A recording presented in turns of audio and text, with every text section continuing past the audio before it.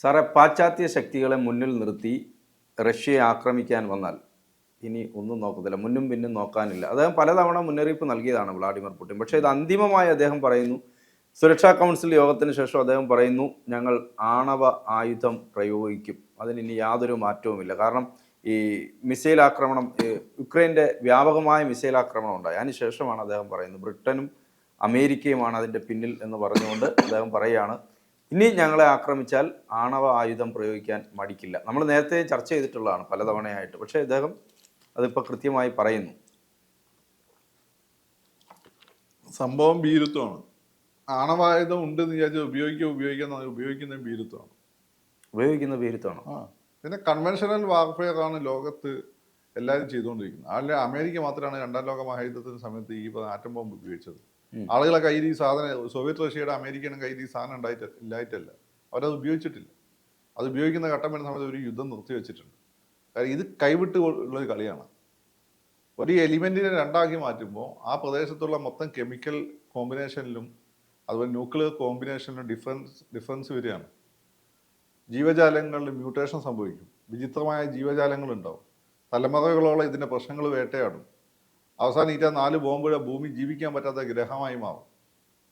ഇതാണ് ഇതിൻ്റെ അവസ്ഥ. നിങ്ങൾ വിചാരിക്കും പോലെ ഈ വിവരമില്ലാത്ത കുറേ ആളുകൾ ഈ പറയുന്ന വിട്ടെന്ന് പറഞ്ഞാൽ വിടാൻ പറ്റിയ സാധനമാണ് ഇത്. അതുകൊണ്ടാണ് അമേരിക്കയും റഷ്യയൊക്കെ വളരെ സൂക്ഷിച്ച് ഈ കാര്യം കൈകാര്യം ചെയ്തുകൊണ്ടിരുന്നത്. അല്ലല്ല, അത് പുട്ടിനെ ഞാൻ പറഞ്ഞത്. അപ്പം എന്തുകൊണ്ടാണ് സോവിയറ്റ് റഷ്യ അത് വളരെ സൂക്ഷിച്ച് കൈകാര്യം ചെയ്തുകൊണ്ട്? സോവിയറ്റ് റഷ്യ അമേരിക്കയ്ക്ക് ഒപ്പം നിൽക്കുന്ന ശക്തിയായിരുന്നു. റഷ്യ അങ്ങനെയല്ല.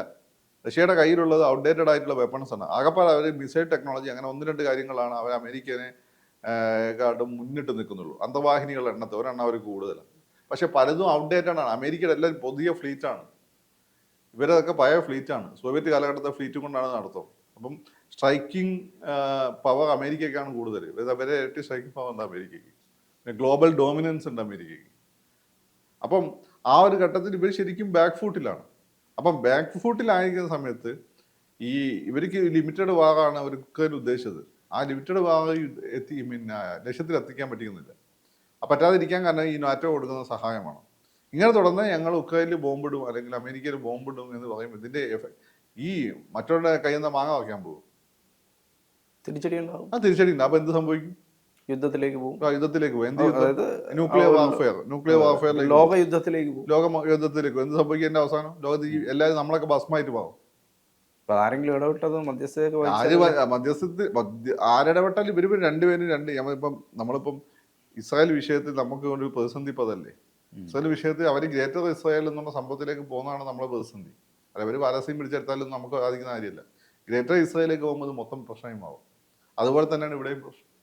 അല്ല, ഇവിടെ ഈ ഒരു അവരുടെ രാജ്യത്തിൻ്റെ പരമാധികാരത്തിലേക്ക് കടന്നുകയറ്റം യുക്രൈനെ മുന്നിൽ നിർത്തി ഉണ്ടാകുന്നു എന്നുള്ളതാണല്ലോ റഷ്യയുടെ. അല്ല, അതാണ് റഷ്യയുടെ പ്രശ്നം. പക്ഷെ നാറ്റോ അതിന് പിന്തിരിയാൻ നാറ്റോ തയ്യാറാവുന്നില്ല. ഇവരും തയ്യാറാവുന്നില്ല. ഈ നാറ്റോനെ നിയന്ത്രിക്കുന്നത് കുറച്ച് മുതലാളിമാർ അമേരിക്കയുടെ ഈ പറയുന്ന ഇൻഡസ്ട്രിയൽ മിലിറ്ററി കോംപ്ലക്സ് ആണ്. അവരാണ് കാര്യങ്ങൾ തീരുമാനിക്കുന്നത്. അവർക്ക് നാട്ടുകാർ എത്താം, അവർക്കെന്ത്? കുറച്ച് യുക്രൈൻകാർ എത്താം, അവർക്കെന്ത്? അതല്ലേ സംഭവം. മറ്റേ ഇനി റഷ്യയുടെ കാര്യം എന്താ? റഷ്യ വലിയ പാരമ്പര്യമുള്ള പഴയ സാറിന്റെ പാരമ്പര്യം, അത് കമ്മ്യൂണിസ്റ്റ് പാരമ്പര്യം അവർക്ക് നാണക്കേടാണ്. എങ്കിൽ പോലും ഈ പറയുന്നില്ല ആ ഒരു സോവിയറ്റ് പാരമ്പര്യം, അങ്ങനെ പറയാനാണ് അവർക്ക് ഇഷ്ടം. സോവിയറ്റ് പാരമ്പര്യം. പിന്നെ പുടിനാണെങ്കിൽ US IB മാൻ, ഇന്റലിജൻസ് ബ്യൂറോന്റെ ആളാണ്. അപ്പം KGBന്റെ ആളായിരുന്നു അങ്ങനെ. മാത്രമല്ല അങ്ങനെ അരവട്ടുള്ള ഒരു മെഗലമാനിയൊക്കെയാണ്. അങ്ങനെ സംബന്ധിച്ച് അമേരിക്കേഷൻ ലോകം അവസാനിക്കുന്നു. ആരും നെഗോഷിയേറ്റ് ചെയ്യാൻ? ഒന്നെങ്കിൽ ഇവര് പിന്നോട്ടിക്കണം, അല്ല അവര് പിന്നോട്ടിക്കണം. ആരും 2 കൂട്ടരും പിന്നോട്ട് പോകാൻ തയ്യാറാവുന്നില്ല. ഇപ്പം എന്ത് ചെയ്യും? അപ്പം ഈ റഷ്യ അണുബോംബ് റഷ്യ പ്രയോഗിക്കാൻ സാധ്യതയുണ്ട്. കാരണം അവരെ അറ്റകൈ പ്രയോഗമാണ്, അത് ഭീരുത്വമാണ്. അവരെ കയ്യിലില്ലേ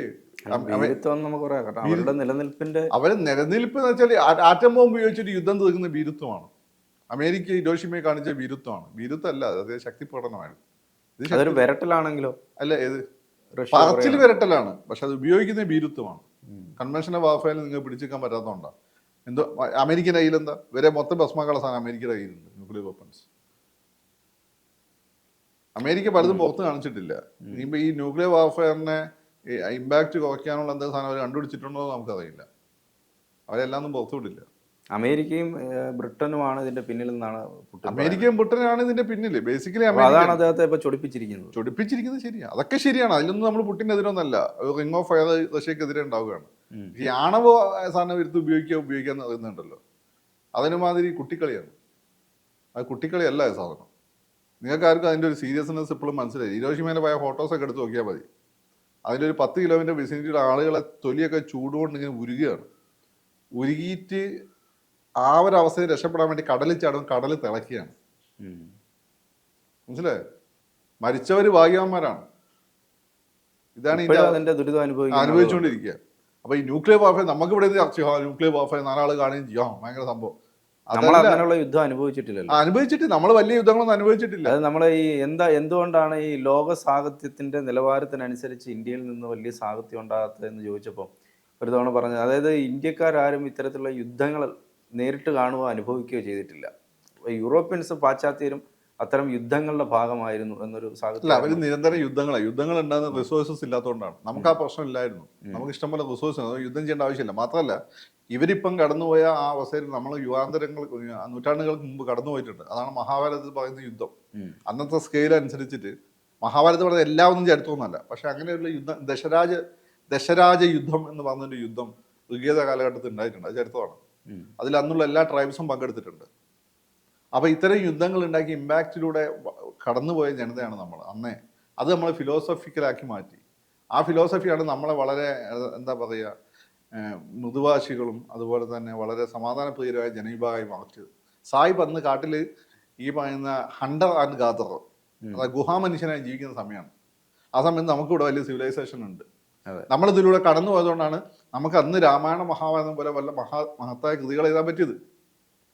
അതിൽ നിന്ന് പാഠങ്ങൾ നമ്മൾ നമ്മുടെ മെമ്മറിയിൽ തലമുറകളായി ഇന്റേണലൈസ് ചെയ്തുകൊണ്ടാണ് നമ്മൾ വലിയ യുദ്ധത്തിനും പോകാത്തത്. ഇപ്പോൾ പാകിസ്ഥാൻ ആയെങ്കിലോ ചൈന ആയിട്ടൊന്നും നമ്മൾ യുദ്ധത്തിന് പോയതല്ല. നമ്മൾ യുദ്ധം ഒഴിവാക്കാനാണ് നോക്കിയത്. ഒരു രക്ഷയില്ലാത്ത സമയത്താണ് യുദ്ധം ഉണ്ടായത്. പക്ഷെ സാഹിബിനെ സംബന്ധിച്ചോളം അതല്ല. അവൻ ആധുനിക കാലഘട്ടത്തിലേക്ക് വന്നിട്ട്, സിവിലൈസേഷനിലേക്ക് വന്നിട്ട് എത്ര കാലമായി? 2000 വർഷമായിട്ട് ഉണ്ടാവും.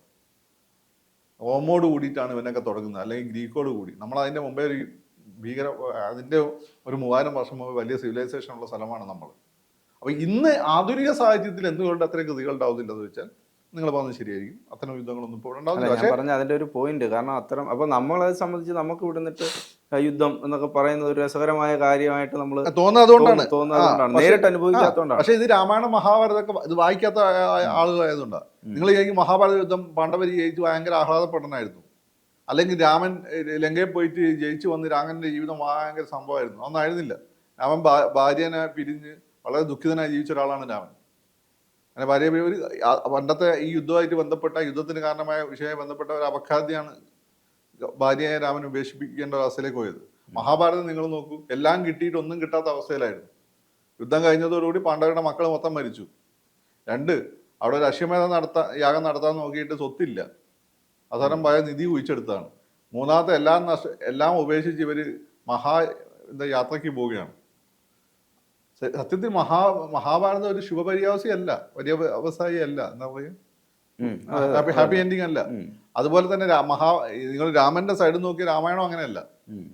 രാമൻ കടന്നുപോയ രാമന് സത്യത്തിൽ സീതോ അപഹരിക്കപ്പെട്ടതിനെക്കാട്ടും സമയത്തിലും ഭേദന്റെ രാമൻ അനുഭവിച്ച് രാജാവായിരിക്കുമ്പോൾ തിരിച്ചു വന്നതിന് ശേഷം നമ്മൾ ഈ അവസ്ഥയിൽ കടന്നുപോയി. ഇത്തരം അവസ്ഥകൾ നിരന്തരം രാമായണ പാരായണത്തിലൂടെയും അതുപോലെ തന്നെ ഈ സപ്താഹങ്ങളിലൂടെയൊക്കെ നിരന്തരം ഓർമ്മപ്പെടുത്തുകയും ചെയ്യുന്നുണ്ട്. അതുകൊണ്ടാണ് നമ്മൾ ഈ സൈലന്റായി വളരെ കാമൻ കോറ്റായി നിൽക്കുന്ന ജനതയായി മാറിയത്. അവർ അന്നുണ്ടാക്കിയ സാഹിത്യത്തെക്കാട്ടും വലിയ സാഹിത്യം അവർ എഴുതാനും വായിക്കാനും പഠിക്കുന്നതിൻ്റെ 2000-3000 വർഷം മുമ്പ് നമ്മൾ ഉണ്ടാക്കിയിട്ടുണ്ട്. ക്ലിയർ. അപ്പം ഇനി നമ്മൾ ഈ ആണവ യുദ്ധത്തിന് ഒരു ഭീകരത മനസ്സിലാക്കേണ്ട മഹാഭാരതത്തിലെ അശ്വത്ഥാമാവും പിന്നെ അർജുനനും തമ്മിലുള്ള ഫൈറ്റ് നോക്കിയാൽ മതി. ഈ ബ്രഹ്മാസ്ത്രം ഉപയോഗിച്ച് ലോകം മൊത്തം കിടുങ്ങിയായിരുന്നു. അതിൽ അശ്വത്ഥാമാവ് ഈ പുട്ടിനെ പോലുള്ള ഒരുത്തനായിരുന്നു. ഇവന് പിൻവലിക്കാൻ അറിയില്ല, അർജുനന് പിൻവലിക്കാൻ അറിയാം. മനസ്സിലായില്ലേ? അപ്പം അത്തരം അവസ്ഥകൾ നമ്മളെ സാഹിത്യത്തിൽ വളരെ കൃത്യമായിട്ടുണ്ട്. ഞാൻ പറഞ്ഞതെന്ന് വെച്ചാൽ ഈ അശ്വത്ഥാമാവിനെ പോലെയാണ് പുട്ടിൻ. അങ്ങേക്ക് ഇതിൻ്റെ വരമ്പരകളൊന്നും വലിയ ധാരണയൊക്കെ ഉണ്ടാവും. പക്ഷെ അങ്ങേക്ക് അത് പ്രശ്നമല്ല, മെഗലമാനിയാണ്, ഭീരുത്വമാണ്. അല്ല മറ്റുള്ളവരുടെ കയ്യിൽ ഇത് ഇല്ലാതിരിക്കണം. എല്ലാവരുടെ കയ്യിലുണ്ട് ഈ സാധനം. അമേരിക്ക ഇവരെ ഒരേ കയ്യിലുള്ള നല്ല സാധനം അവരുടെ കയ്യിലുണ്ട്. അതിപ്പം കുറച്ചുകൂടി ശക്തി ഇവരെ മിസൈലിൽ ഉണ്ടെന്നേ ഉള്ളൂ. അത് ചിലപ്പോൾ പൊളിക്കാനുള്ള സാധനം അമേരിക്കൻ്റെ കയ്യിലുണ്ടാവുകയും ചെയ്യും. അതുകൊണ്ട് ഇതിങ്ങനെ കേട്ട് ആവേശം കൊള്ളാനുള്ള സാധനം എന്നല്ല. ഈ സാധനം കയ്യിൽ വെച്ചുകൊണ്ടാണല്ലോ ഈ ആവേശം കൊള്ളുന്നത്. ഒരു ന്യൂക്ലിയർ യുദ്ധം ഉണ്ടായി, ഈ സാധനം ഉണ്ടായി, ഇത് കയ്യിൽ നിന്ന് പൊട്ടിത്തെറിക്കും ഈ സാധനം. അത് ശരിയാണ്. അല്ല, പക്ഷേ ഈ യുദ്ധം തീർക്കാൻ ഇപ്പൊ ഇന്ത്യ മധ്യസ്ഥ ശ്രമം നടത്തുന്നു, അല്ലെങ്കിൽ മറ്റു അതൊരു രാജ്യങ്ങൾ. എളുപ്പം തന്നെ. ഞാൻ നിങ്ങളെ പറഞ്ഞല്ലേ, നമുക്ക് വേണമെങ്കിൽ ചില ആളുകളൊക്കെ പറയുന്ന പോലെ ഇന്ത്യ ഭയങ്കരമായിട്ട് സ്കോർ ചെയ്യുന്നതൊക്കെ അങ്ങനെ നല്ലത് സംഭവം. ഇവ ഈ രണ്ടു കൂട്ടർക്ക് ഇത് നിർത്താൻ, രണ്ടു കൂട്ടർക്ക് രണ്ട് ലക്ഷ്യമാണ്. നാറ്റോയ്ക്ക് ഈ റഷ്യനെ വളയണം. അതെ. പുടിനാണെങ്കിൽ എന്ത് ചെയ്യണം? പിന്നെ ഉക്രൈനെ നാറ്റോ സ്വാധീനത്തിൽ മാറ്റി നിർത്തണം. ഇവർ ഒരു മീറ്റിംഗ് പോയിന്റിൽ എത്തുന്നില്ല എന്ന്. ഇവർക്ക് മീറ്റിംഗ് പോയിന്റിൽ എത്തണം. ഇനി വല്ല ആലിയനും വന്ന് രണ്ടെണ്ണത്തിനും തട്ടുമെന്ന് പറയേണ്ടി വരും. അല്ല, ഇവർ രണ്ടും ഒരേപോലെ ശക്തിയുള്ള ആളുകൾ.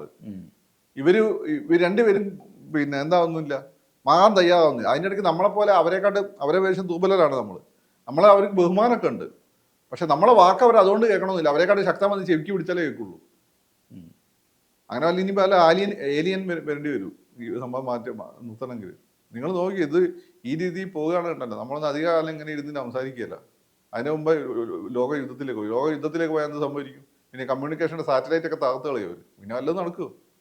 പിന്നെ ശിലായുഗത്തിലെ പോലെ ജീവിക്കേണ്ടി വരും. തേങ്ങയും അതുപോലെ തന്നെ എന്തെങ്കിലും ഫ്രൂട്ട്സും പിന്നെ ഈ മരച്ചീനിയും തോട്ടിലെ മീനും ഒക്കെ ഉപയോഗിച്ച് ജീവിക്കേണ്ടി വരും. അത്ര എളുപ്പമല്ല. യുദ്ധത്തെ പറ്റി ആവേശം കൊള്ളുന്ന ആളുകൾ അതൊക്കെ ഒന്ന് ആലോചിച്ചാൽ കൊള്ളാം.